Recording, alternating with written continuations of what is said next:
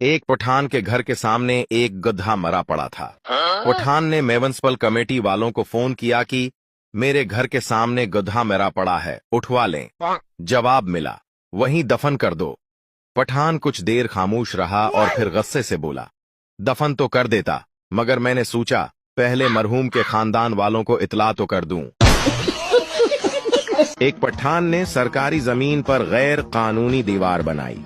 उसके दोस्त ने उसे मशूरा दिया कि कुछ ऐसा करो कि ये दीवार पुरानी लगे। पठान ने दीवार पर लिख दिया कि हम कायद-ए-आज़म को पेशावर आने पर खुश आमदीद कहते हैं।